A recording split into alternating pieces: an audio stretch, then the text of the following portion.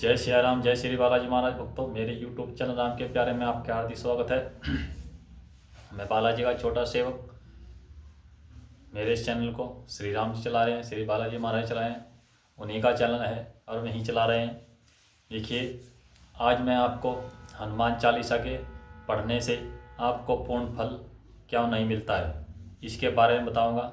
आपको किस प्रकार हनुमान चालीसा के पढ़ने से आपको पूर्ण लाभ नहीं मिलता है, किस प्रकार आपको पूर्ण लाभ मिलना चाहिए, किस प्रकार आप इसमें क्या गलती करते हो, किस प्रकार से आप पूर्ण फल प्राप्त कर सकते हो। देखिए, हनुमान चालीसा पढ़ने के कुछ नियम होते हैं। आप इसमें क्या क्या गलती करते हो। देखिए, आप हनुमान चालीसा तो पढ़ते हो, लेकिन आपको पूर्ण लाभ नहीं मिलता है। क्यों नहीं मिलता है, इसका क्या कारण है, आज आपको इसके बारे में बताने जा रहा हूँ। ध्यान से सुनना। देखिए, अगर मान लीजिए पहला नंबर, आपका भाव सच्चा होना चाहिए। अगर आपका भाव सच्चा होगा प्रभु के प्रति, आपका मन एकाग्र होगा। मन एकाग्र होने से प्रभु तक आपकी आवाज़ जाएगी। अगर प्रभु तक आपकी आवाज़ पहुंचेगी तो आपको पूर्ण लाभ मिलेगा। पहला नंबर, आपका भाव सच्चा, आपका मन एकाग्र होना चाहिए प्रभु के प्रति। प्रभु की तस्वीर के सामने सीधे आपको मन को एकाग्र करना चाहिए।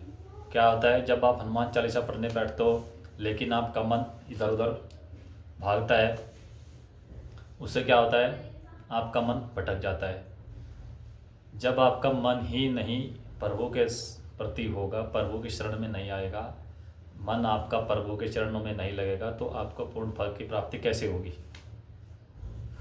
ये कारण सबसे बड़ा कारण तो यही है, ये आपका मन और आपका मन एकाग्र ना होना, ये सबसे बड़ा कारण है। और इसमें कोई भी कुछ गलतियाँ हैं। देखिए, हनुमान चालीसा एक अपने आप में पावरफुल ग्रंथ है। इतना पावरफुल है, इस हनुमान चालीसा पढ़ने से आपको किसी भी संकट, किसी भी नकारात्मक ऊर्जा को काट सकते हो। देखिए, पहला नंबर तो ये रहेगा। दूसरा नंबर, आप संकल्प लेने का तरीका आपका सही नहीं होगा। देखिए, संकल्प किस प्रकार लेना चाहिए हनुमान चालीसा में। संकल्प लेने का तरीका मैंने पहले ही बताया, लेकिन आज को फिर आपको बताता हूँ।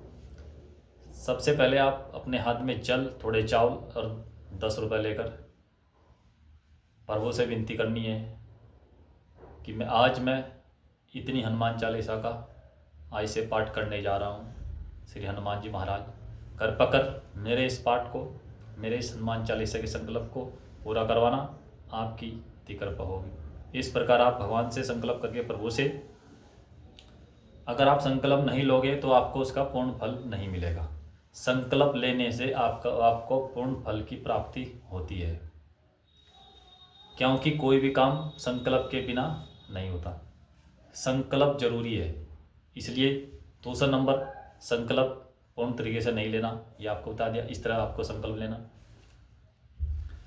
तीसरा नंबर है, आप हनुमान चालीसा को सही तरीके से नहीं पढ़ते हो। देखिए, कुछ लोग तो जल्दी जल्दी में पढ़ते हैं। देखिए, आपने अगर मन में रट लिया, मन में रटना जरूरी नहीं है, पढ़ना जरूरी है। क्योंकि रटने से ज़्यादा आपको पढ़ना और करना चाहिए, क्योंकि रटने से कुछ नहीं होता। अगर आप हनुमान चालीसा के एक एक चौपाई के अर्थ को अपने मन में उतारोगे, तभी आपको उसका पूर्ण फल मिलेगा। देखिए, अर्थ भी जरूरी है। मान लीजिए एक चौपाई पढ़ी आपने, जय हनुमान गुण सागर, जय कपीस तीन लोक उजागर, इसके अर्थ को भी समझना जरूरी है। बुद्धिहीन तनु जानिके सुमिरो पवन कुमार, बल बुद्धि विद्या दे हरे क्लेश विकार।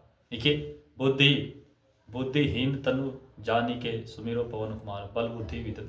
हे पवन पुत्र वीर हनुमान, मेरे को आप बल भी दीजिए और बुद्धि भी दीजिए। तो इस प्रकार भूत पिशाच निकट नहीं आवे, महावीर जब नाम सुनावे। जैसे आपने ये चौपाई बोल दी। देखिए अगर आप इसके माले भूत पिशाच निकट नहीं आवे, महावीर जब नाम सुनावे, इसका क्या अर्थ है? इसके अर्थ को भी समझना आपको जरूरी है। अर्थ समझना, अगर आपका मन एकाग्र होगा, आप हाथ में किताब लेकर पढ़ना है।